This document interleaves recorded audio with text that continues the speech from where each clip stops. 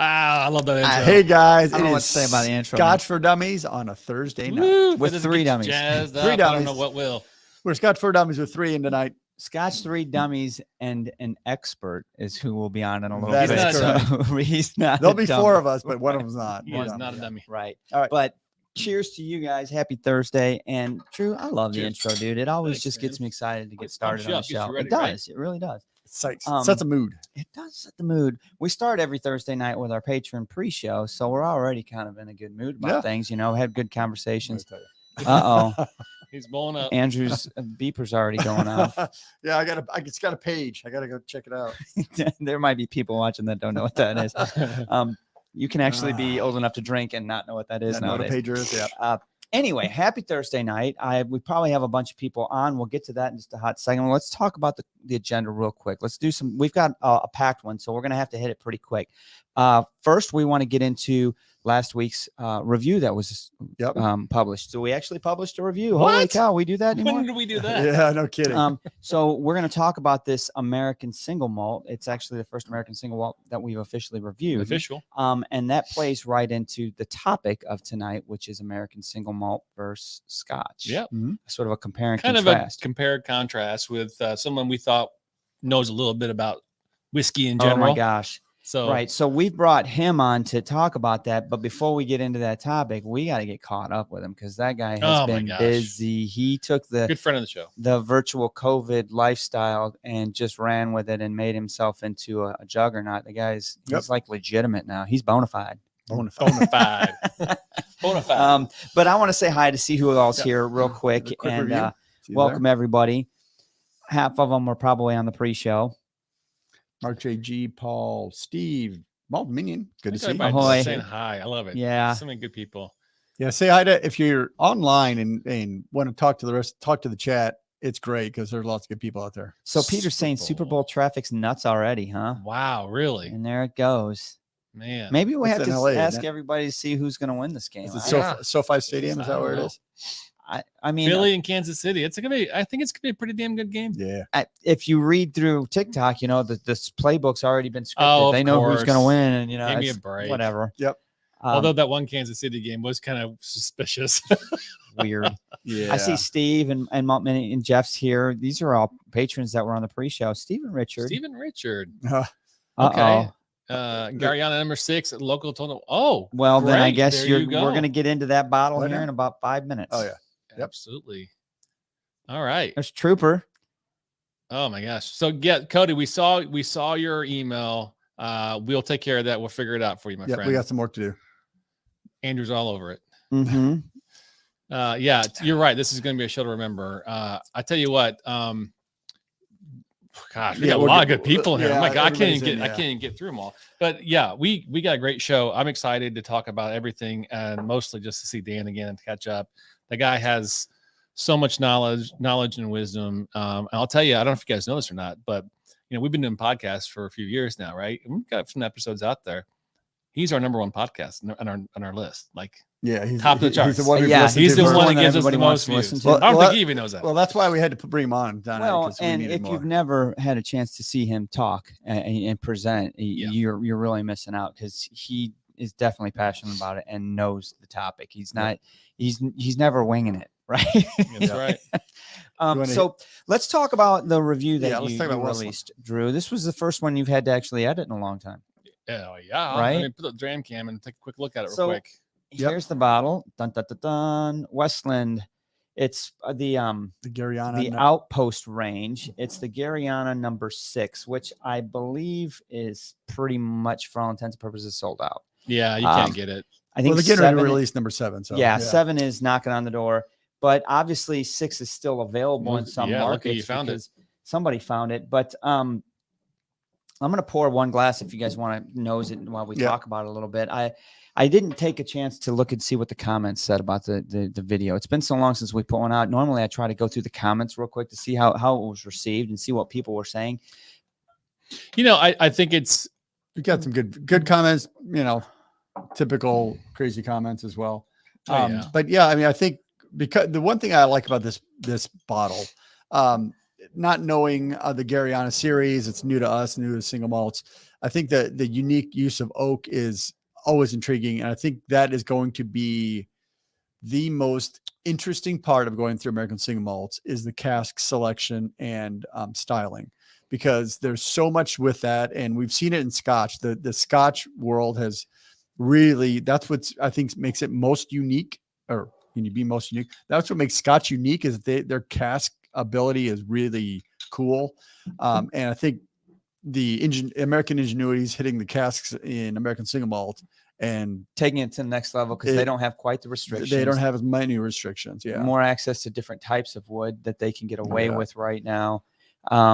And we talked about it offline before the show. You're right. You don't have as much flexibility when it comes to the mash bill, because it's single malt. Single malt. So you don't, so it's still yet to be seen about how much the different types of barley you run will affect, but we'll get into that later in the year. Right. So when we got into this one, this being our first American single malt review, I had mixed emotions. I tried to come in without a high expectation, but I think this is a good whiskey. It's pretty good. I was very pleasantly surprised. I enjoyed it, and it makes me excited for what else is out there. Now, since then, we've sampled a couple of other ones, and there's the bar's raising, right? It's like, this is getting really good. But I enjoyed this, and I'm glad we did it. I'm glad we started with this, because they're definitely reputable. They're definitely up. There's some smaller ones out there that I think maybe hit or miss.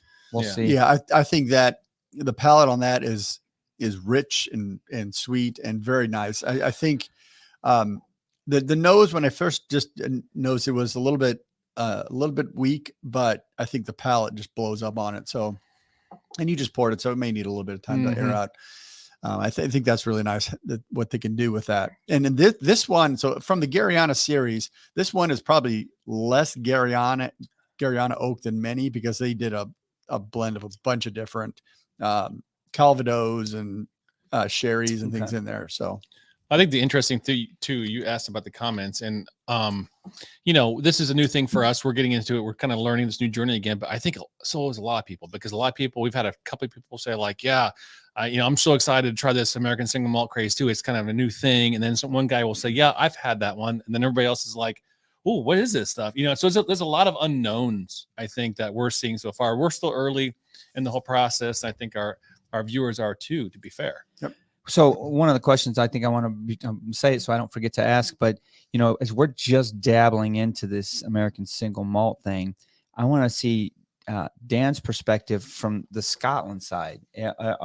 Are the Scots excited about American single? Because let's be honest with you, they're excited about the bourbons. When we talk to some of our patrons and subscribers that are over the pond, they're dying to get their hand on a particular bourbon that.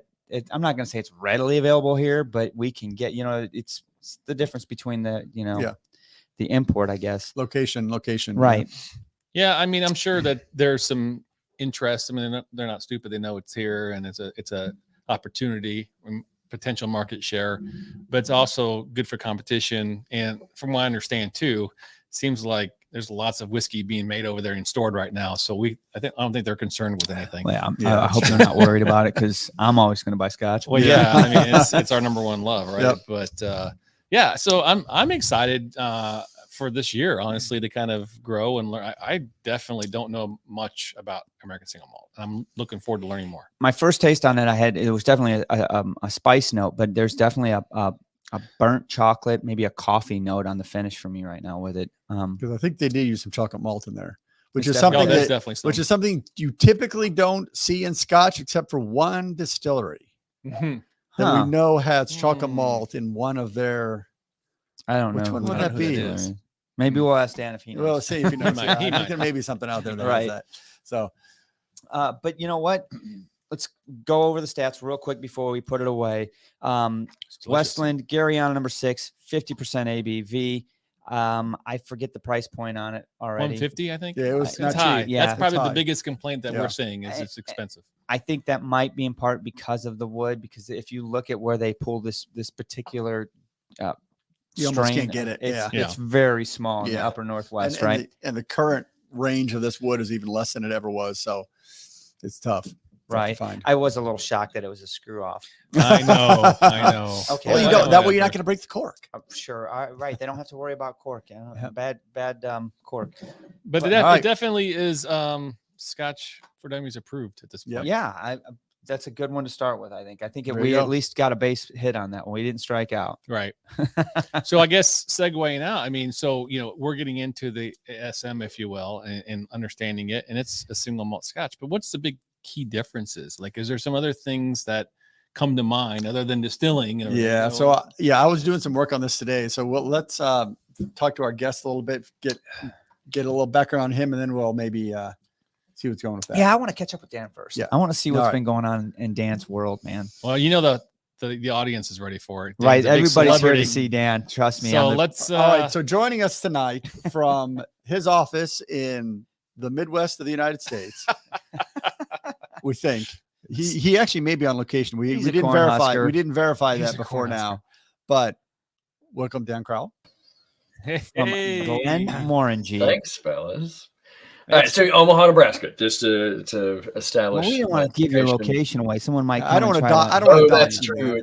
It's somewhere in the Midwest. That's a better one. Somewhere I out think there. you've done well there.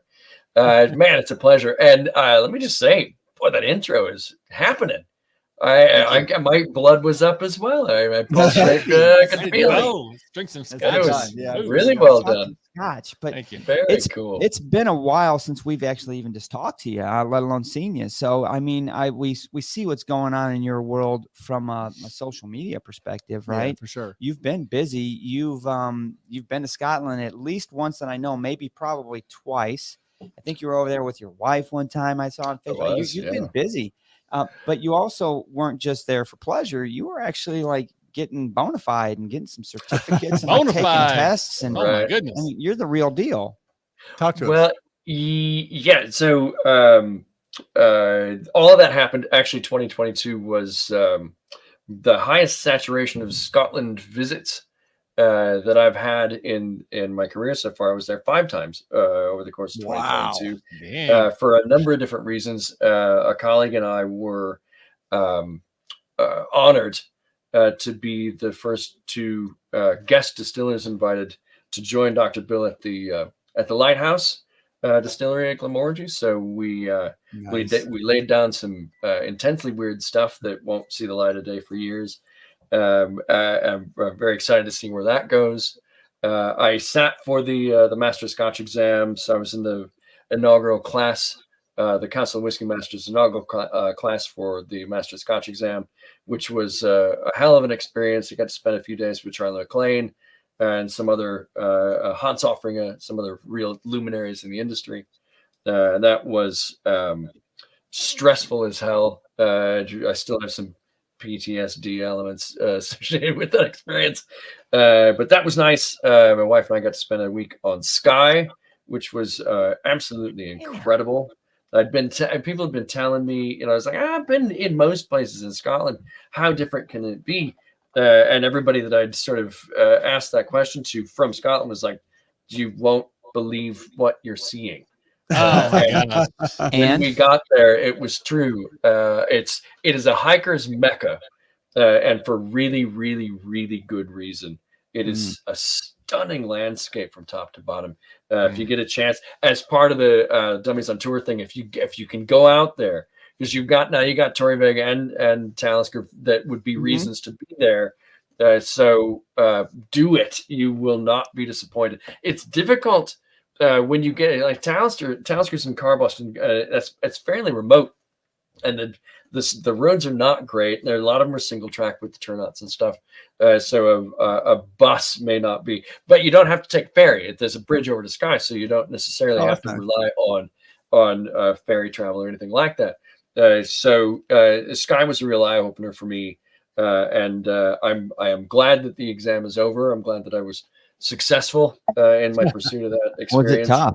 It was, yeah. It was 3 days, 2 days of testing, 3 days of sort of being there with the group.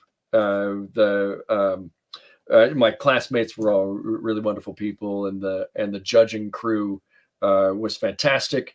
They're sitting the second exam, the second Master Scotch and the first Master Bourbon exam in Kentucky in April. And then by 2024, they will sit for the first Master Whiskey exam, which is yet to be written. But it's an exciting time. The Council of Whiskey Masters is doing some really good work. There's the Edinburgh Whiskey Academy is doing some fantastic stuff as well. So in terms of education certification, the furthering of one's understanding of these various categories, it's a golden age right now, and definitely worth diving in at the deepest possible end that you can. Wow. Was the exam just written, or was there a sort of like a tasting and nosing part of the exam as well? There's 3 parts. The written exam was part of it, yes. The oral exam and the blind tasting were the truly daunting elements. That would be stressful as shit. I know, right? We need to send Dr. Scotch to that. Ooh, good The idea. blind tasting was really something else, because you had 24 distilleries that you could possibly have the whiskeys pulled from, and so you needed to have your shit together, for lack of a better word. Each of those distilleries, their fundamental flavor characteristics for their flagship expressions, production specifics from each distillery region, obviously, but it's some sense from a blind tasting perspective of, some chance of being able to identify them in blind tasting. And then you didn't quite know which expression from that distillery was going to come your way. Wow. So you had this period, it was abject terror, honestly. When I sat down for the first 5 minutes, it was like, I should go now. Right. Maybe I don't belong. I'm locked up. I can't move. I can't think. And then you sort of calm down. You go back to your fundamentals, and you're working way through it. And then the oral exam was, you just sit, and these 6 or 8 or 4 or 5, however many people are in the judging panel, just pepper you with questions until you can't speak or blink or anything anymore. And then at the end of that experience, it's over 2 days. You got the oral exam, the blind tasting, and the written. At the end, the judges all go away and they deliberate, and they decide, did this person meet the objective requirements to be awarded a Master Scotch designation. And I was fortunate enough to garner that designation. So yeah, it is not a cheap exam, but it was certainly well worth the experience. Please told me you expensed it. That the company was kind enough to cover that expense for me. I'm glad I passed, because there might have been a difficult discussion. Yeah, right. About reimbursement had I not. Yes, it's a one-time thing, Indeed. Dan. Yeah, exactly. But no, it was fun. It was great. 2022 was a great year. Congratulations on that. Absolutely. That Thank was you. very, very I appreciate impressive that very and much. well deserved. I got to be honest. If I hear you were that stressed out, I'm never. I paying couldn't for even- exam. I'm never sitting down, because Nope. if you're stressed out about it, I don't belong. Like I your think- knowledge is so high compared to most people I know. It's like, geez. You guys have a really unique opportunity. You taste everybody's whiskey from everywhere all the time. And one of the things that they taught us during this thing was, if you want to get good at blind tasting, it's like anything else. It's like calisthenics. You just have to do it and do it and do it and practice, and keep your chops together, keep your palate developing, and keep your Rolodex of flavor and aromatic experiences fresh and updated on a regular basis, which is what you guys do. It's your whole model. So you're more well positioned for this. I would say the blind tasting was the hardest part. So you're well positioned for that. Well, you have some clarity there, but there's some doubt there. We're old. I can't remember what I had for lunch yesterday now. So I mean, I don't know if I can remember, but you're absolutely right though. I mean, a lot of tastings. I mean, we suck. We'll just say it is, but it is. But a lot of it's going back to, it's not even so much, it's like a twofer, right? It's what am I getting out of this that might hint to something that I've had before, speaking to your Rolodex. And that's really kind of the two things, like, oh, that's Buna, or that's because of the chocolate, or that's so-and-so. It's one of those little things you make connections to. And if you stop doing it for a while, you forget about those connections. But the difference is, when he sat down to take that, you cared. It mattered.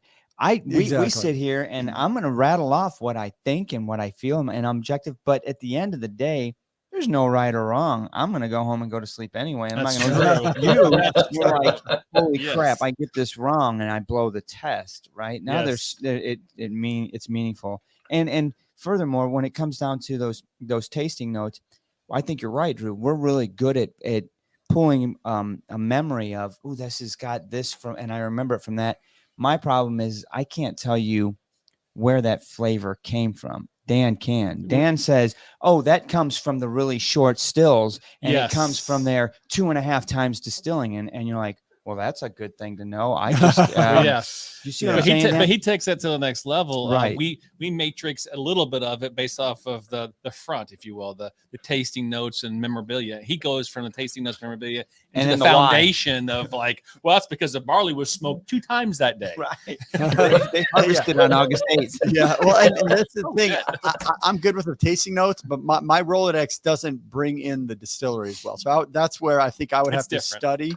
Is that I can pull notes and I can even understand some of the science of what creates those notes, but then what distillery is known for that? It's just research, it's just practice, like you said. Yeah. It's just channeling your energies. There's an organization called the Wine and Spirits Education Trust that's got a really good and regimented education element for palate training, aromatic recognition, spirits evaluation.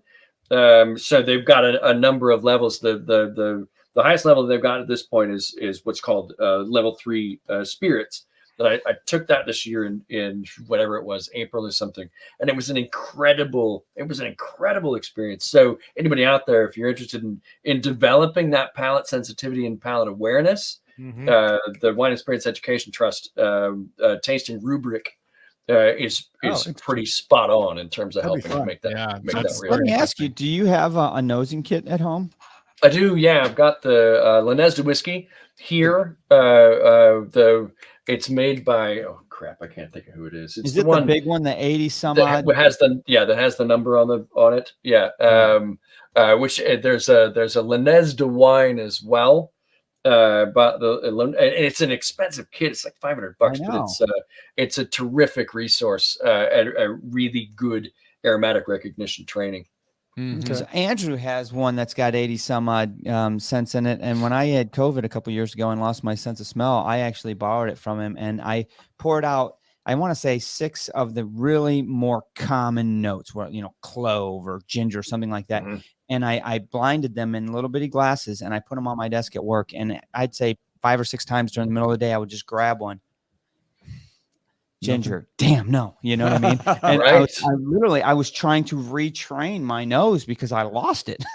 Yeah, and a lot of folks had the rewiring, the anosmia side effects of what was it, like Delta variant that really messed with your aromatic recognition. So you had to do that. It's like having a stroke and learning to talk all over again. You had to kind of rebuild those synaptic connections in order to create those bridges, those recognition bridges. So well done to you. I can't afford to not have it. I like to review Scotch. No one's going to believe my review. You'll be fine. You'll be fine. So I can't taste or smell this, but I'd give this a 3 stars. Don't worry. Sure is a pretty color. Right. That looks good. So, to switch gears, Dan, I want to ask you, did you pay any attention? And you can say no, because you were really busy. Man. Yeah, 2022 was a busy year for you. But last year, we got this wild and crazy idea from one of our patrons, who's actually in the chat, Everwind. And we had this series that it was called King of the Hill. And did you catch any of these videos? Do you know the premise? So I dropped into them, but you could lay it out for me because I wasn't quite sure what I was watching. So we had 4 or 5 categories. One of them actually didn't count because it was Irish, and we weren't going to include that. We were kind of spitballing at the first, then we kind of figured it out. But yeah, really so 4 major peated, sherried, blends, and then just straight ex-bourbon bottles, right?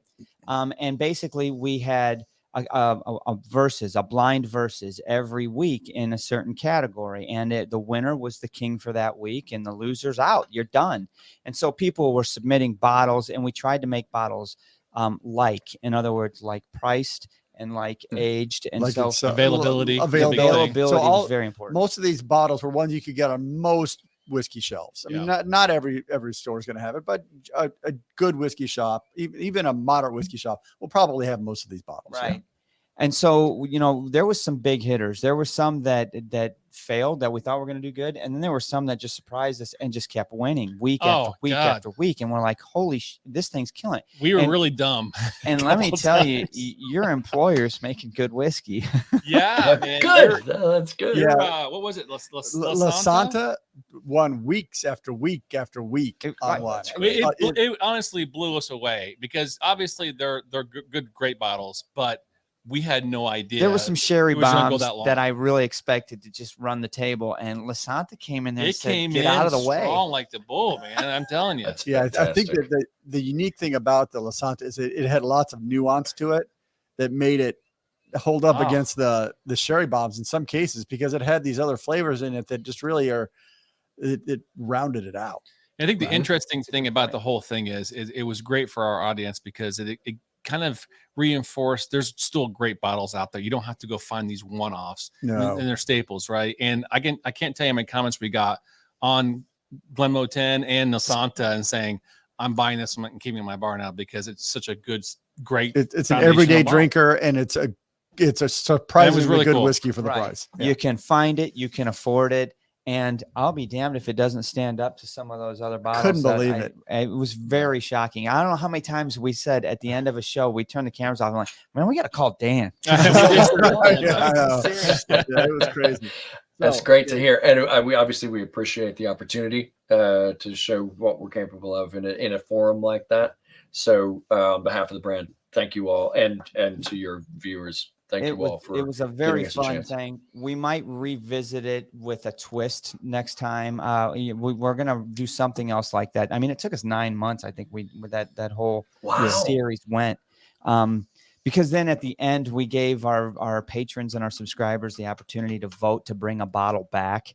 So if they were really in love with a bottle that lost and like it got cheated, it belongs in the championship round. March Madness, but whiskey. And so it stretched it out a little bit longer, and we ended it during the holidays, and we had a really good time with it. But very, very surprising. Actually, because of King of the Hill, I literally have a La Santa that is a regular daily drinker. I mean, seriously, I've got it down to about a third now. I got to go buy another one. It's just, I was like, I gotta have this. It's too good. Yeah, that's great. Good. Well, good. We're going to give you some time for sure to talk about, some new things coming out with Glenmorangie, et cetera, and some other things you got coming on. But before we do that, I want to really kind of pivot to the whole topic of tonight because we got some replay people. Yeah. So let's talk. How do you want to split this? Man, how do you want to start this off? You want to talk about just Scotch and? No, I mean, we can just dive right in. Obviously, you're very well versed, Dan, in Scotch, right? There's no doubt about that. But Scotch is whiskey, and here in the States, bourbon rules really. The ryes are hot.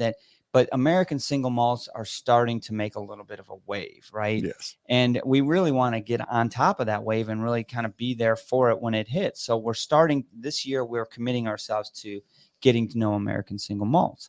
But what's different about them than Scotch, other than the fact that one's made in Scotland, one's made in America, and what are the similarities and what are the differences and why should we care or should we care or how is it affecting the Scotch industry? What are they thinking about what are they talking about over a lot of questions on that point? Yeah, there's a bunch of different ways we can go with this, but you're in the industry. This is you're living and breathing this every day. So, kind of open the door for us and what you think. Yeah, the people that do what I do for a living on both the single malt Scotch whiskey and the straight bourbon, straight rye side of things, their job is to describe what we're seeing today in terms of what happened hundreds of years ago. It's a bit like the Webb telescope. You can see the effects of the Big Bang, but it was so long ago that you weren't there. You're just seeing the effects of it. What we're seeing now is the birth of a category. This is like watching a star be born, but we're here to see it as opposed to having to wait for the light from a distant star to show up through the telescope. We're here to watch a new thing being born. And that is, if I was in that side of the industry, and I'm not, and I'm still going to be talking about it, that is such a unique opportunity to watch a thing come to life and to develop under the watchful eye of its own producers. This American Single Malt Whiskey Commission. They are seeing what we've done. They're, at least in part of the reference materials that they must have used in order to produce their strategy. The relationship between the Scotch Whisky Association and the distillers is tenuous but constructive, because it gives a basis and it also gives a context for innovation and evolution. Yes, so that it's not scattergun. The evolution happens in a framework, so that everybody's working towards the goal of the compelling evolution of this new category. But you don't want to allow for so many viewpoints and such a scattering of the visible light coming from that category to allow it to dissipate its forward momentum like that. So this standard of identity thing is, I think, a key learning of how the distillers in Scotland and the Scotch Whisky Association get along in a tenuous but constructive way. So these guys went to these people, these humans, went to the TTB and said, we want to be a part of the rule making. We want to build our own guide rails, but we don't necessarily want to build in so many restrictions that this thing becomes a thing and only a thing, when there are so many people involved with it, have so many creative visions and so many directions they'd like to pull it. Oh, awesome. We just like all the dogs to be pulling a sled, but a bunch of dogs, so that the momentum serves the category, but it doesn't run itself into redundant circles and dissipate a bunch of energy and lose the focus of what the category means in a soup of rampant creativity. So I think it's absolutely genius what's happening right now. The idea, and it is true. We're watching it is a.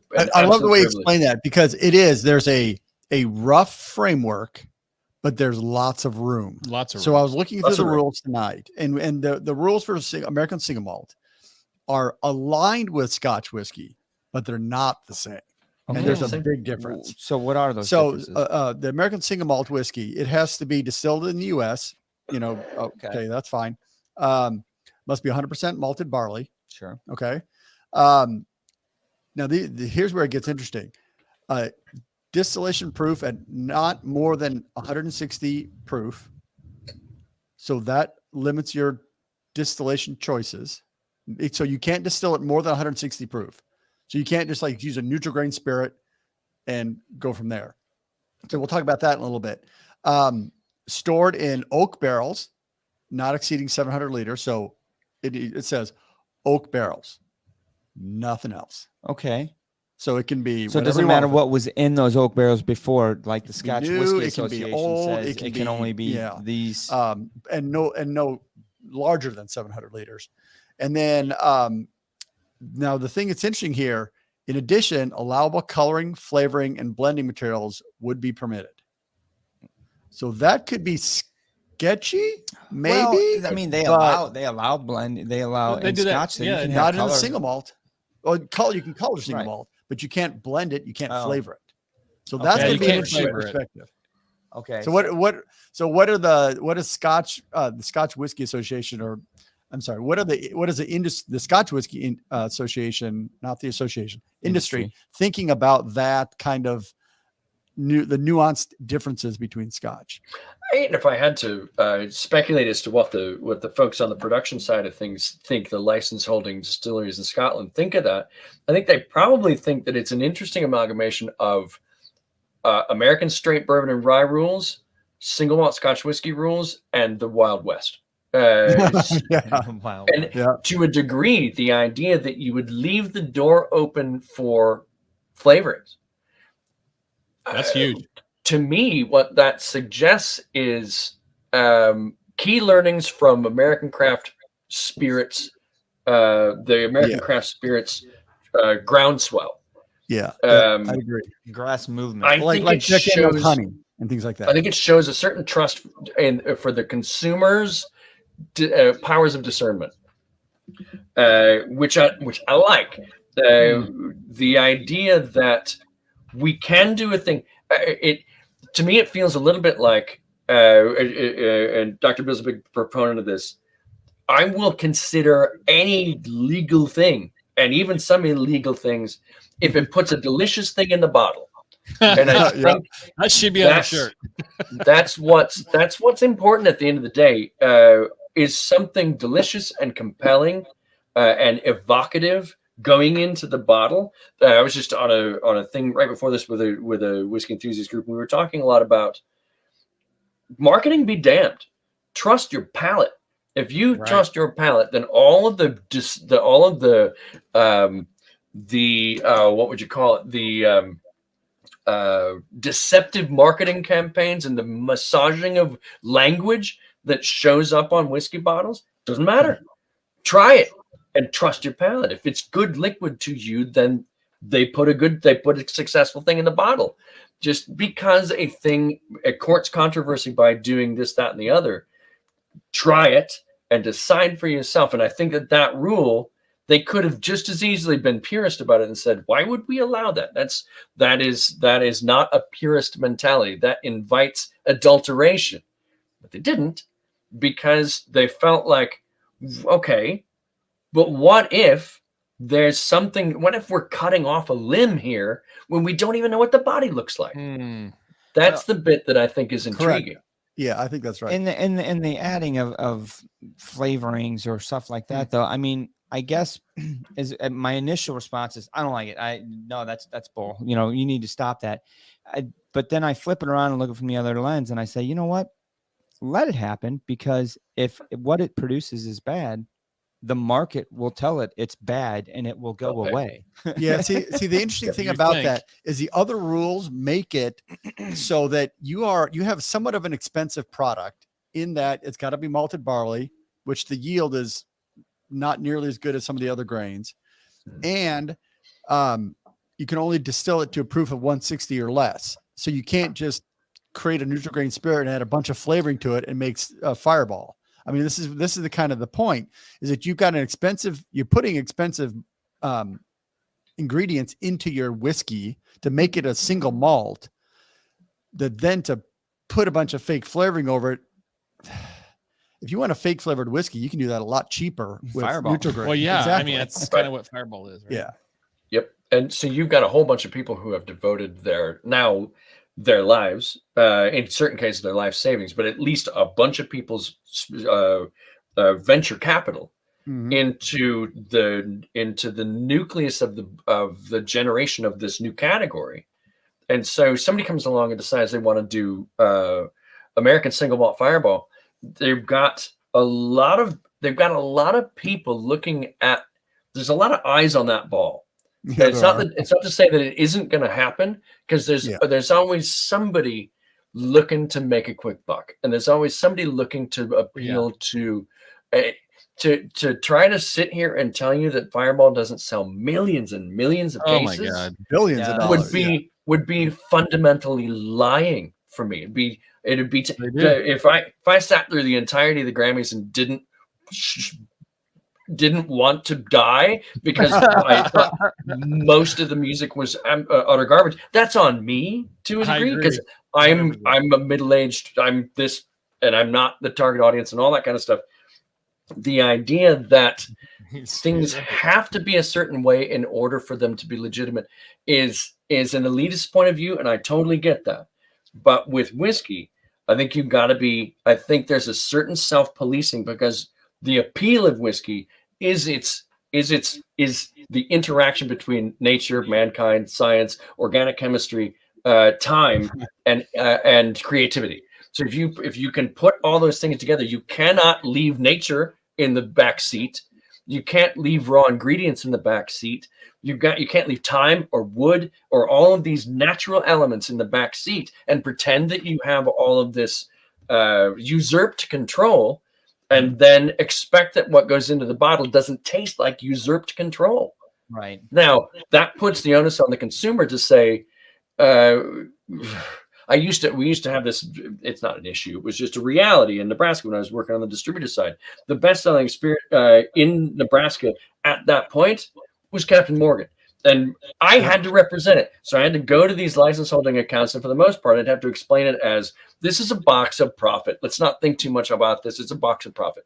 But in the places that were making good cocktails, I had to take a different tack. And that different tack was, if you don't like that, change it. Make something happen that gets people's attention off of Captain Morgan and onto something that you want them to pay attention to. That's on you. Make that happen. And I think it's on these people to make that happen, to draw attention where attention is due. So where do you think where do you think we're going here with American single malts? Fast forward 12 months, 24 months. Where do you see it at? I think that we will see this category continue to make major gains in terms of eyeballs on it. It has a bunch of words in it that people already recognize, but they don't recognize them in that combination. So they're used to the idea of American whiskeys. They're used to the idea of single malts. It's not like you're introducing a word that is foreign to the consumer, just in a different combination, which makes it intrinsically intriguing to the bulk of the whiskey consumers that are already out there. So I cannot see that this isn't anything but win on top of a win on top of a win. I think it's going to be. I think the standard bearers are going to continue to carry the bulk of the weight on their shoulders for the next few years, at least, until the new producers have mature product in the bottle and can go toe to toe with these guys. But I would be remiss in not pointing out that who is it? Those guys that make the Notch. They've got a 15-year-old product in the bottle. They've been making American single malt for 15 years before anybody gave a rat's ass. The guys at Stranahan's, the guys at Westland, they were in this. The guys at Clear Creek, McCarthy's. This bottle of McCarthy's I've owned for at least 15 years. So there are people who have done the work, who have ground it out, and now they're seeing the fruits of not only their labors, but they have absolutely paved the way for a countless number. And some will, there'll be attrition. Some will fall by the wayside, just like what happened with American craft whiskey. A load of people joined the battle. Lots of them didn't know what the hell they were doing, and the market sort of weeded that out. So I think the future is very bright. I think it's a weirdly opportunistic timing thing too, if you think about it, right? Because the whole bourbon craze, if that's what we're calling it, right? It's still pretty hot. It's still a thing. Huge. And it's like it's unbelievable the amount of FOMO it's going out there because of it. It's like crazy. But because of that, you have increased interest in whiskey in general. Right. You do. And I think Scotch has benefited from that. And I think people are going to quickly, to your point, Dan, jump on the American single malt bandwagon once they realize what it is and what it represents. Because I think that to me is a huge thing. And going back to a couple of conversations earlier about, it's still technically single malt. They're still kind of following the same tried and true methods for the most part, but they're trying to label it American, and they're trying to be creative enough to make it, I'm a bad analogy, but to make it that fireball marketing piece too, that takes off. And once it takes off, I feel that this bourbon craziness is going to quickly jump on that bandwagon. And then all of a sudden you're going to see all these, new companies, but also the Stranahan's and everything else really skyrocket. In those 15 years they've got back there, they're going to be happy. Those will start going like pappies. They're going to be happy about that. Exactly. There's one angle that has maybe not been considered here from the consumer's point of view. If you look at the exponential growth of straight bourbon and straight rye brands, and the number of them that are built on source whiskey, you cannot do that in American single malt. You cannot invent a brand and then source the whiskey for it. You've got to build that from the ground up. So this unbelievable array of whoever the hell it is, somebody's great grandfather's drawer had a thing in it, and we went to MGP and built a brand. You cannot do that in American single malt. And American consumers are getting, the American whiskey consumers are getting tired of the sensory overload of trying to figure out, okay, there's a new bourbon brand out there. It's getting some great Oh my reviews. gosh, Is yeah. it sourced? Is it not? Do they have a distillery? Is it just a warehouse and a made up thing about some gangster somewhere? They're just getting sick of having to do the homework to keep from Yeah. getting hoodwinked. The American single malt category represents an impossibility in terms of getting hoodwinked in that That's it. way.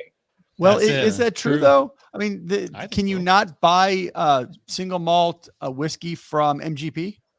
That's a good point. And I don't know if you can purchase mature, Mature, no. thoroughbred No. single malt Scotch or single malt American whiskey from MGP. I haven't done the homework to know that. And it's possible. Yeah, Certainly because possible. the thing that's unique about this is single malt American single malt whiskey. It has to be brewed, distilled, aged, and bottled in the U.S.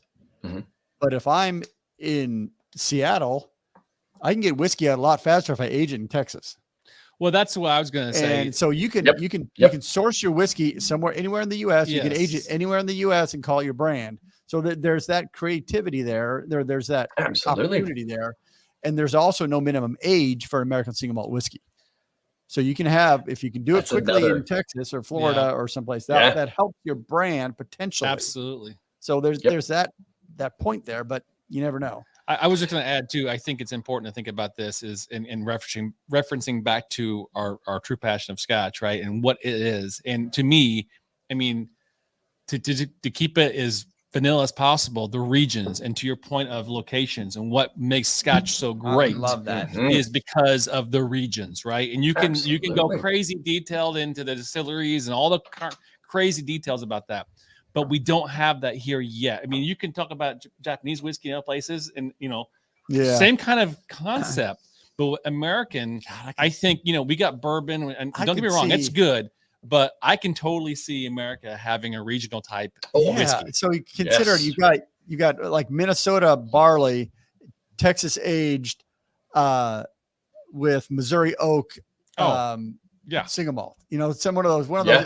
It's like a total national brand because you're taking the best parts of the entire country and using it to make your whiskey. I mean, how Right. awesome would it be to say this is, the Northeast is nothing but sherry, and then the North, I don't even know, right? But I mean, there's some Yeah. effect like that. There's opportunity there. Well, the irony is you want to see that happen, but over the pond in Scotland, they've got that. It's been there for years, and we all know the regions, and we all say they have their own distinct characteristics. But No, even they that's don't starting to anymore. go away. That's I true. mean, because of the fact of sourcing and aging in different regions. I mean, And buying grain from everywhere and buying peat from here and there. And Sure. but I mean, still, for the most part, you can, how many scotches do we get? And we're like, oh, there's a space side, but yeah. So there are some Are you getting curveballs. fooled? You Well, fooled us again. we'll know in 150 years when the American single malt has aged.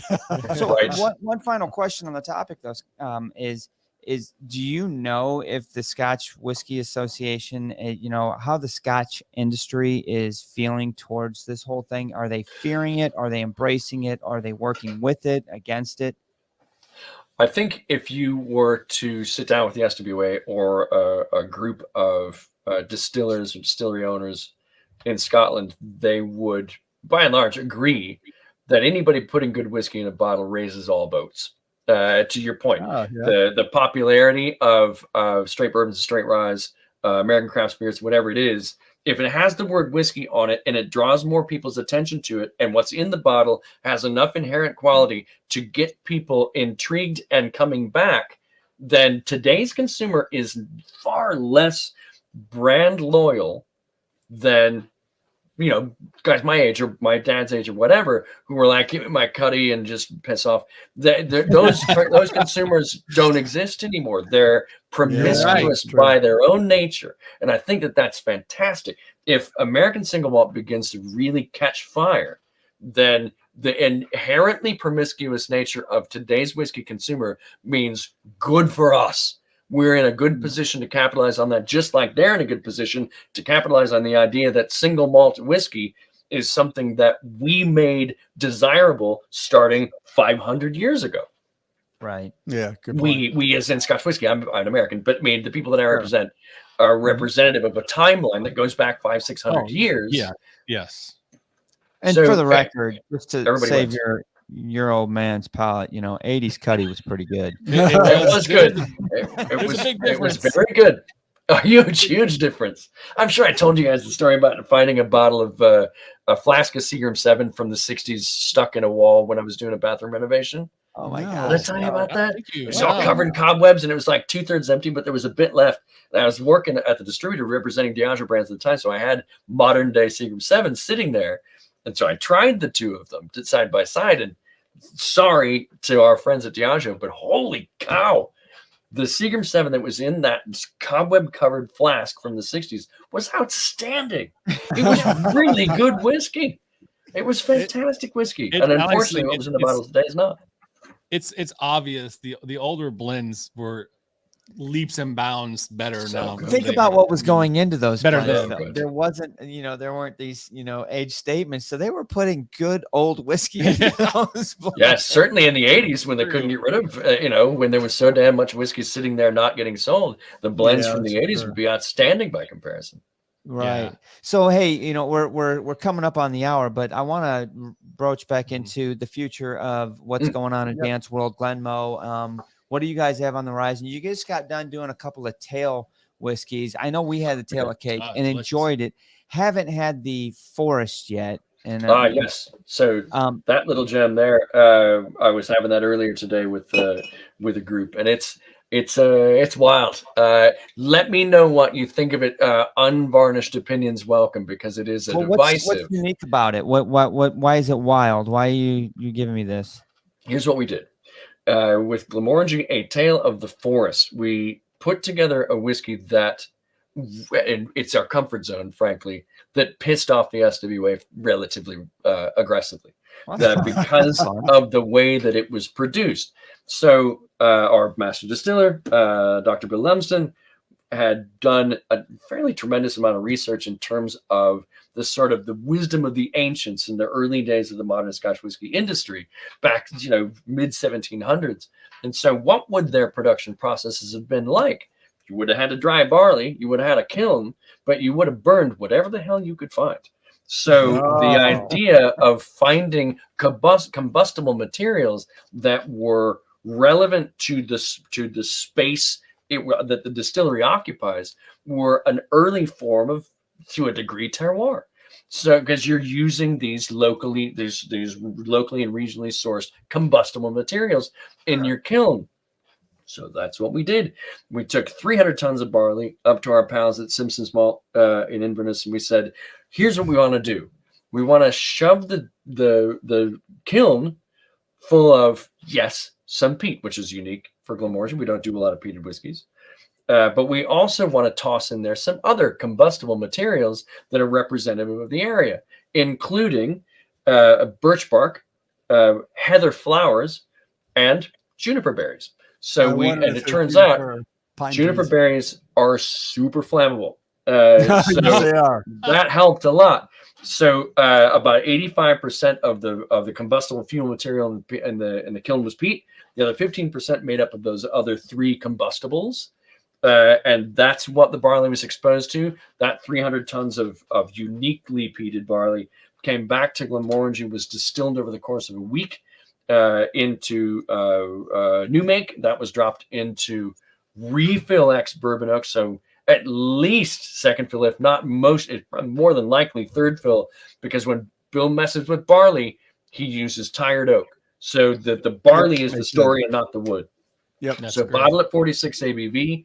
This one has seen 10 years in relatively knackered ex bourbon oak, but the barley story, that the unique set of combustibles that make up at least the kiln driven flavor characteristics of what make Tale of the Forest unique. I think you'll find it to be really compelling. So you're telling me it tastes like smoked gin? I wouldn't. No comment. Okay. So I've not even read any details on it. So that's interesting. I like your description. I saw it on a shelf in intriguing. Ohio, and I was out. It was holiday season, so I didn't buy it, and I didn't know anything more than that. Other than, all right, we're gonna have to grab a bottle at some point. I should have grabbed it. Is this readily available still? Not super readily. We're getting towards it because it was launched in, I think, November. And there were less than 4,000 cases produced total. So, sort of grab it while you can. Yeah, we'll find one around. All right. Then we'll chase with another tale of come November-ish. So we'll get on the Interwebs and find it ASAP. If we do run into a snag, we might be up with a sample or two of these, so we can get it reviewed because not only are we committed to doing American single malts, but we're committed to getting back on the pony of re-reviewing Scotch. And I say re-reviewing because there's not that many things out there that's a whole lot of new new stuff. There's some. Tail Force is an example, but we're going to go back and we're going to do some re-reviews with a twist. We're going to go and re-review some of our fun bottles blind and see if they come out with the same results. We remember them. Stand the test of time. Yeah, those blind reviews. So that's the thing we learned last year. Those blind reviews tell you the truth. They're humbling. You are not guided by brand. You're not guided by ABV. Nope. You just pull it all out of the air and you're like, okay, here we go. Yep. That's the best way to taste whiskey, honestly. It is. Yeah. I think it is. I think it absolutely is because it is telling you an unadulterated story of itself in your voice. Exactly. In your unbiased and unadulterated voice. So it's the cleanest, it's the purest, it's the story. And if you can do that and lay bare your vulnerabilities in that way, I think it's really connective. It's making yourself vulnerable so that other people can feel vulnerable, so that they can feel more empowered to continue their whiskey journey without feeling ashamed to do it. The first couple times you're stuck on it, and we're to the point where I will readily admit I'm probably wrong when I blind taste this, but that's not even true because you're never wrong when you blind taste. You can't. It's impossible. You can't mess it up. So infallibly correct. Right. But wow, man. So good conversation about this whole American single malt Scotch thing. I think we're pleasantly intrigued and have high expectations about the American single malt journey that we're on. Obviously, we're not going to get off the Scotch pony. So no. But hold these guys to a high standard. What you can do is hold these guys to a high standard. That's right. That's right. What are we going to see Dan do in the very near future? Anything? Ooh, golly. I'll be at Arizona Cocktail Weekend. We're doing all the Whiskey X's across the country this year, which will be a lot of fun. 11 cities across the country between now and the end of the year, which will be a lot of fun. They're Chicago the closest to Indiana? Which one's the best one to hit, Dan? Yes. We've done the best one. What's the best one to go? We've done New York. We've done Chicago. Vegas. Come to Vegas in October. It's the biggest one. Ooh, all right. Vegas is a lot of fun. Dangerous. The Vegas event is a lot of fun. So that's happening. Golly, I'm sure there's some other stuff that I'm totally forgetting. Damn it, something. Next week I sit for a sherry certification exam. Of all things, so we should talk about that at some point. Whiskey's relationship to sherry casks and where the BS can be smelled. We should talk about that. I like that a lot too. I'm sure that's a thick conversation. Sounds like we need to do a show with Dan on it. I want to talk about still shape too. We'll see. Done. We should. American single malt still shape is not defined. Nope. Nor is the construction material. It could be a column still, as long as it probably wouldn't be a column still because you get that upper limit. And after hours no of these two getting all geeky and getting all techie. Have you ever met Dr. Scotch? We should probably introduce him. Yeah, that'd be fun. That'd be a lot of fun. Oh yeah. The other guys are going, what's whiskey talk? Right. Very good.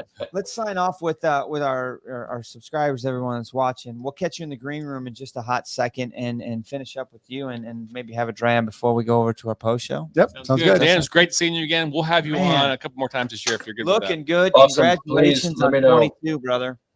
Thanks, man, and congratulations on pushing 70,000 subscribers. You guys are the salt of the earth in terms of this industry. We owe you a tremendous debt of gratitude. I love Thank you. Love you guys. Love you. We love you. See ya. Cheers. 3, 2, 1.